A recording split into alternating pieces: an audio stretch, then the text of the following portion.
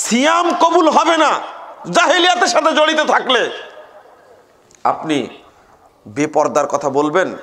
মুহাম্মদ সাল্লাল্লাহু আলাইহি ওয়াসাল্লাম বলছেন, 397 পৃষ্ঠার হাদিস, সহিহ মুসলিম প্রথম খণ্ডে বর্ণিত হয়েছে, আলা কুল্লু শাইইন মিন আমরিল জাহেলিয়া তাহতা কদামায়া মাউদু। সাহাবীরা সাবধান, সাহাবীরা সাবধান, জাহেলিয়াতের যত অপকর্ম রয়েছে সমস্ত কর্মকাণ্ডকে আমি 2 পায়ের নিচে কবর দিলাম। শোনো সাহাবীরা সাবধান। বিদায় হজ্জের ভাষণে আল্লাহ নবী বলছেন, সাহাবীরা সাবধান, আমি সমস্ত জাহেলিয়াতকে 2 পায়ের নিচে কবর দিলাম। 2 পায়ের নিচে কবর দিয়ে গেলাম, জাহেলিয়াতকে খুলে বের করো না।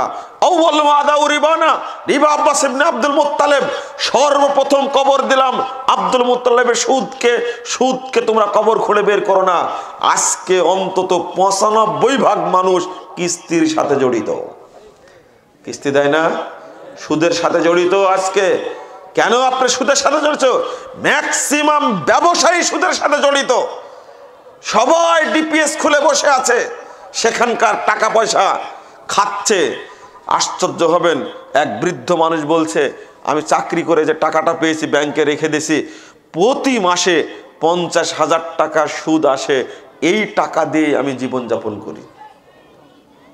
আমি বললাম যে আপনার ইবাদত আজও কবুল হয়নি, যতদিন খাবেন এইভাবে সুদের টাকা ততদিন ইবাদত কবুল হবে না। তো আমি কি করব এখন? আপনি টাকাতে ব্যবসা করেন, কাউকে ব্যবসা করতে দেন, সবাই যে মিথ্যুক, সবাই যে ধান্দাবাজ এমনটা না। আপনি এত সুখ করে সুদ খাচ্ছেন, দুনিয়াতে বেঁচে থাকতে হলে একটু কষ্ট পেতেই হবে, কষ্ট লাগতেই পারে। আপনি এইভাবে ব্যাংকে টাকা রেখে প্রতি মাসে 50,000 টাকা তুলে টাকায় থেকে যাচ্ছে, সুদের টাকা তুলে আপনি জীবনযাপন করছেন, আপনার কোনো ইবাদত কবুল হবে না। যে এতদিন যে খেয়েছি কি হয়েছে? ইবাদত হয়নি।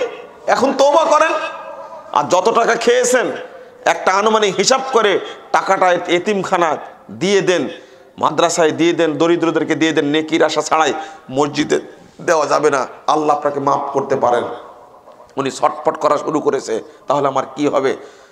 কত যে এফডিআর বলে না একটা কাজ, ফিক্সড ডিপোজিট, এইটা করে রাখছে অনেকেই, অনেকেই করে রাখছে। ওই সুদ খাচ্ছে, ওই টাকা দিয়ে বিল্ডিং করছে, ওই টাকা দিয়ে দোকান করছে, ব্যবসা করছে। বলেন পুরো দেহটা হালাল না হারাম? ওর আল্লাহর নবী মুহাম্মদ সাল্লাল্লাহু আলাইহি ওয়াসাল্লাম পরিষ্কার বলছেন, তাবরানী আওসাত 6 নম্বর খণ্ডের 113 পৃষ্ঠার হাদিস, লা ইয়াদখুলুল জান্নাতা জাসাদুন গুদ্দিয়া বিল হারাম। ওই দেহ জান্নাতে প্রবেশ করবে না যে দেহ হারাম দ্বারা গঠিত হয়েছে। কি জান্নাতে ঢুকতে চান? জান্নাতে যেতে চান? তাহলে হারাম বর্জন করতেই হবে, হারাম খাওয়া যাবে না।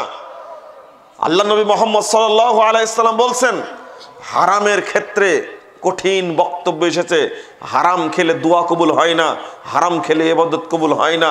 যত বড় ফকির হোক না কেন, হারাম করে ইবাদত কবুল হবে না। হারাম খাচ্ছে, দিব্যি খাচ্ছে।